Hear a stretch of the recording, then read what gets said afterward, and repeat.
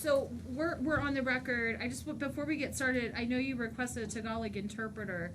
It wouldn't be until tomorrow that I would be able to get a Tagalog interpreter. So did you write this? Yes. Oh, do you speak English then? I do speak English, Your Honor.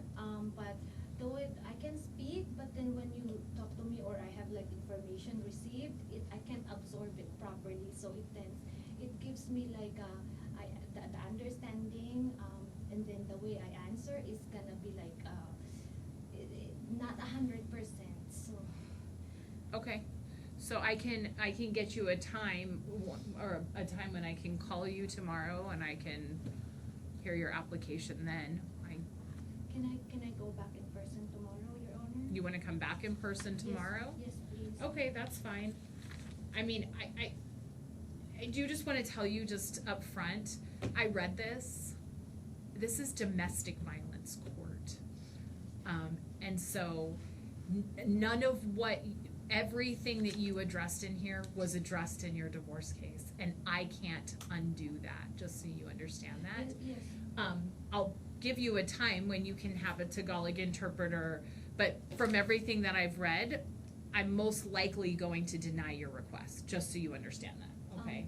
But I'm gonna call right now to get a time when we can do the hearing tomorrow, okay? Your Honor, there's an incident that happened last week, so I have a video saved in my Well, if it's not in here, I can't consider it. I put down there's a video in the US. Are you talking about the bank incident? Okay, no. You were at a bank, right? Yes. You were at a bank.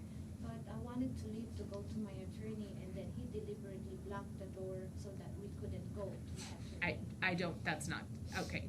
I'm not giving you a protective order. You were at a bank with other people. Other people were present. You could have said, call the police. Yes, ma'am, the police were called. Perfect. And then, Great. And they didn't arrest him. Yeah, and that's exactly what You're not getting a protective order for that. I'm just telling. I read the entire thing. I read it, all of it. I'm not giving you a protective order for that. You're going to have to deal with the appeal I'm not touching anything that Judge Almasi did. Please understand that. Yes, ma'am. Just because you don't like the order from Judge Almasi doesn't mean you get something different from me. She's my boss, just so you understand.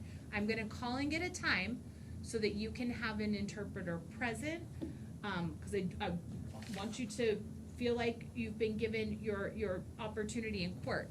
But unless there can't be anything else. But you're not getting a protective order for the bank situation that happened last week. The court almost issued a contempt citation because of what happened, so. I would like to ask, Your Honor, because I do have rights. I told him that I wanna go to attorney, to go to my attorney to seek for legal advice, but then. You need to follow court orders is what you need to do, right? Judge Almasi decides, right? And you don't get to decide when to follow orders and when not to follow orders, right? Ma'am, I will get a Tagalog interpreter for tomorrow.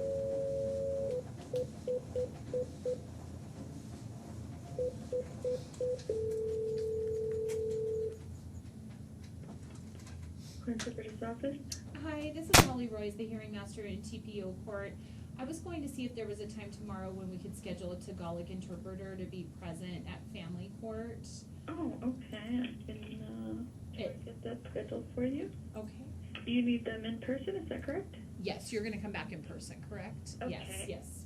And I'm sorry, which courtroom was it going to be in? It's gonna be in courtroom 19.